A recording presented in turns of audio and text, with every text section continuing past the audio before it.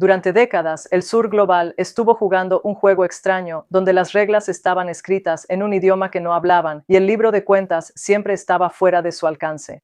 Seguían diciéndonos que las normas internacionales eran neutrales, como si todo fuera cosa del clima y nadie lo hubiera elegido.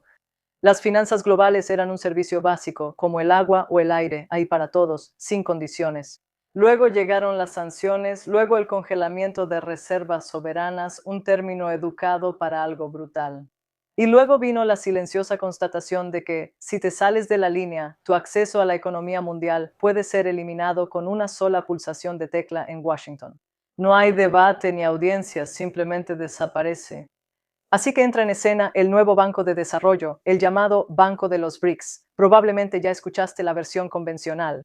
Demasiado pequeño, demasiado lento, atrapado a la sombra del Banco Mundial. Pero esa narrativa deja fuera la parte real, la lógica política que se está negociando ahora mismo en los pasillos de Moscú y Shanghái. El NDB está en una encrucijada, entrando en su segunda década, lo que algunos llaman su década dorada. Nunca ha cabido tanto en juego. El banco fue creado para ser un rebelde, pero aún así busca la aprobación de las agencias calificadoras de crédito, que viven y respiran dentro de las finanzas occidentales. Esa es la lógica oculta detrás de cómo está evolucionando el NDB. Y por eso los próximos 5 años decidirán si el sur global finalmente obtiene soberanía financiera o sigue siendo un inquilino en una casa propiedad del G7. El NDB fue fundado en 2015 con una misión radical y muy explícita: movilizar recursos para infraestructura sin los sermones de receta única del FMI. Pero aquí está la contradicción que nunca desaparece. Para prestar dinero a bajo costo, el NDB necesita calificaciones AAA o AA+ de agencias como S&P y Fitch. Esas agencias tienen su sede en Occidente. Sus metodologías castigan a los bancos que trabajan con naciones de alto riesgo o sancionadas. En 2022, esa lógica se hizo evidente. El NDB suspendió operaciones en Rusia, uno de sus accionistas fundadores, para proteger su calificación crediticia en los mercados internacionales de capital. Los críticos lo llamaron prueba de que la independencia era imaginaria. Los de adentro lo llamaron supervivencia, una táctica más que una elección. Pero luego, en la 11ª reunión anual en Moscú, el ambiente cambió. El viceprimer ministro ruso, Alexei Overchuk, lo dijo claramente: si un país es excluido del sistema financiero internacional, ¿cómo sobrevive? Su respuesta no fue una súplica para volver a entrar, sino una iniciativa para construir algo diferente. Estas son las preguntas que se están volviendo realmente importantes para el futuro. Nuestro país ha experimentado la situación y sigue experimentando la situación en la que fuimos excluidos del sistema financiero internacional. Y el objetivo era asegurarse de que se desatara el caos total en Rusia. Bueno, hoy están aquí y ven como nosotros, cómo vivimos. Y la razón por la que esas esperanzas no se realizaron fue porque estábamos preparados, porque teníamos tecnologías y eso nos permitió estar listos. Empezamos a crear nuestros propios sistemas alternativos desde el principio. Así que cuando Visa y Mastercard dijeron nos vamos de Rusia, ya teníamos nuestro propio sistema en funcionamiento que simplemente continuó donde ellos lo dejaron y nadie notó ninguna diferencia. El nuevo acuerdo para el Banco de los BRICS no se trata de más de lo mismo. Se trata de un cambio en la propia máquina del dinero. Primero, la dolarización. Jeffrey Sachs, quien pasó del neoliberalismo de los años 90 a ser una defensora fuerte del sur global, argumenta que el dólar ha sido utilizado como arma más allá de toda reparación. El NDB está empezando a priorizar el financiamiento en monedas locales. Rusia y China ya liquidan el 98% de su comercio de 140.000 millones de dólares en rublos y yuanes. El NDB quiere ampliar eso a todo el bloque, reduciendo la exposición tipo caballo de Troya que implica depender de la infraestructura financiera occidental. Segundo, la tokenización. Dilma Rousseff, la actual presidenta, está mirando más allá del papel. El NDB está explorando activos digitales programables, finanzas tokenizadas. La tokenización reduce la dependencia de los canales de pago que Occidente utiliza para el control hegemónico, haciendo que las sanciones sean más difíciles de aplicar con precisión. La tercera lleva a la tokenización, que consiste en convertir los activos digitalizados en activos programables, bonos e instrumentos nativos de la red. Estas tres etapas de evolución permiten mayor liquidez, ofrecen una liquidación más rápida y crean nuevos canales de financiamiento. En este proceso se evitan los sistemas de compensación geopolíticos y las redes de custodia concentradas. Queda claro que la tokenización tiene un significado geopolítico, ya que reduce la dependencia de los instrumentos financieros tradicionales.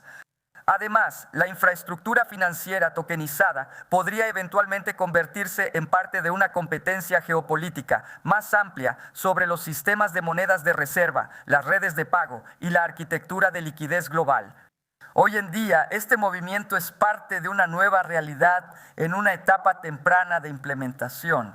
En tercer lugar, seguros soberanos y calificaciones. Overchuk y otras gobernadoras están impulsando un sistema de reaseguro liderado por los BRICS. En este momento, las reaseguradoras occidentales pueden asfixiar el comercio global al negarse a cubrir buques cisterna que transportan bienes sancionados como el petróleo ruso por encima del tope de precios. Una entidad de reaseguro de los BRICS elimina ese estrangulamiento para que el comercio no sea tratado como un interruptor que se activa a distancia. Pero el dinero es solo la mitad del asunto. El resto es la soberanía tecnológica. ¿Cuántos países en esta sala fabrican sus propios chips? Overchuk preguntó a la Asamblea de Moscú. ¿Cuántos realmente pueden manejar sus propios datos? La mayor parte del sur global sigue siendo un consumidor pasivo de tecnología. Tomamos modelos de IA entrenados con conjuntos de datos occidentales, con suposiciones occidentales, que funcionan en infraestructura occidental. Todos se sorprenden cuando el sistema parece no arrancar. El Banco de Desarrollo de los BRICS está tratando de reinventarse como un banco de innovaciones, no solo de carreteras, sino ensamblando la infraestructura digital capa por capa.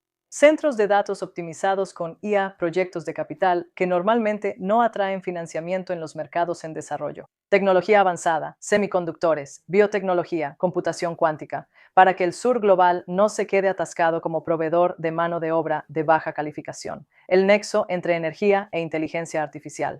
La inteligencia artificial trae una demanda energética a gran escala, así que el NDB está cambiando hacia el financiamiento nuclear y los pequeños reactores modulares. Si el sur global no desarrolla su propia inteligencia artificial, estaría trayendo un caballo de Troya a su propio territorio. Tecnología que puede ser dirigida, limitada o apagada por algún tercer país, dependiendo de su estado de ánimo.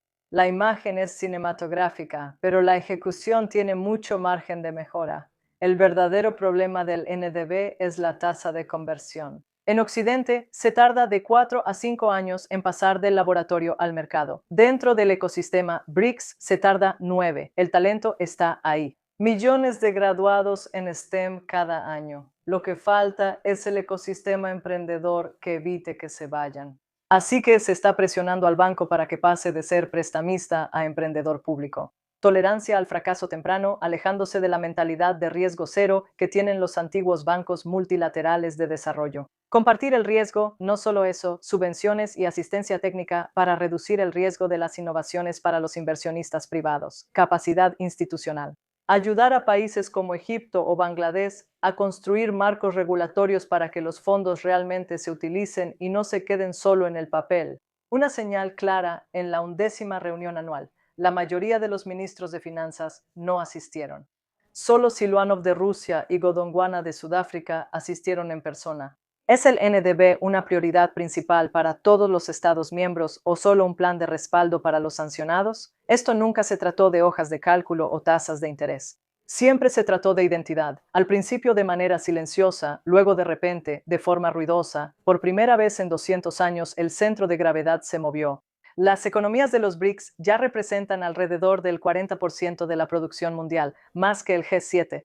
El poder real no se mide en el PIB. El poder real es la capacidad de decir que no y seguir avanzando. El NDB es ese no, convertido en una institución, no solo en un eslogan. Aquí las decisiones no se imponen desde arriba. Se construyen con respeto mutuo y consenso, sin importar el tamaño económico. Es un cambio radical respecto a la mentalidad antigua, donde unas cuantas naciones asumían el derecho de manejar al resto del mundo como si fueran simples anotaciones contables. Jeffrey Sachs lo dijo claramente: Occidente se aferra a un poder que ya no tiene realmente y francamente no merece. Las guerras que arden hoy en Ucrania y en Medio Oriente no son casualidad. Son el resultado de la fricción de un mundo que está cambiando de marcha, un sistema que se desgarra mientras se ajusta. Finalmente nos estamos moviendo hacia un mundo más equilibrado y justo, en el que no hay hegemonía de Estados Unidos ni de los imperios europeos, sino un mundo abierto para todos. No es la transformación más sencilla, porque como todos sabemos, los que quieren ser hegemones están tratando de aferrarse a su influencia anterior, y las guerras que vemos, ya sea la que está junto a ustedes, que yo llamo una guerra de expansión de la OTAN, o la guerra en Venezuela, o la guerra en Medio Oriente, son esencialmente guerras en las que el hegemón occidental o los que quieren ser hegemones están tratando de mantener una influencia que ya no tienen. No la merecen, pero aún así intentan aferrarse a ella. Esta es una transformación fundamental. ¿Es el surgimiento de un mundo verdaderamente multipolar? El NDB tiene que asegurarse de que la transición construya algo, no solo destruya las viejas estructuras por deporte. Eso significa financiar lo que los mercados siguen ignorando: agua, energía, conectividad digital. Los bienes comunes globales donde las sociedades se unen antes de que las ganancias aparezcan como si fueran dueñas del lugar. El NDB no está tratando de arreglar el Banco Mundial, está tratando de superarlo. Para 2027-2031 la intención es ser más grande, más ecológico, más digital, más innovador. No es reforma, es construcción. Un mundo financiero y tecnológico paralelo donde el sur global deja de consumir lo que otros construyen y empieza a producir lo que el mundo necesita. Así es como se ve un cambio de poder multipolar en la práctica, no en discursos. África representará el 25% de la población mundial para 2050. Los ahorros de China se están redirigiendo para financiar la transición ecológica en todo el sur global. Las duras lecciones de Rusia con las sanciones se están convirtiendo en un modelo para la resiliencia financiera. Estos no son trayectorias separadas, están convergiendo lentamente al principio y luego de repente. El NDB es la engrapadora que mantiene unido al equipo. El capital de China, la infraestructura digital de la India, la tecnología energética de Rusia, el peso demográfico de África. Individualmente, cada parte importa. Juntas, forman un sistema que es más difícil de aislar, más difícil de bloquear, más difícil de ignorar. Las finanzas convertidas en arma ya mataron la fantasía de un orden global neutral. Esa ilusión se ha ido y no va a regresar. En la segunda década del Banco BRICS, el objetivo no es conseguir un lugar en la mesa de alguien más. Es construir una mesa donde todos tengan un lugar y nadie pueda quitarte el plato a la mitad de la comida. La verdadera soberanía no se otorga como un regalo. Se financia. Gracias por vernos.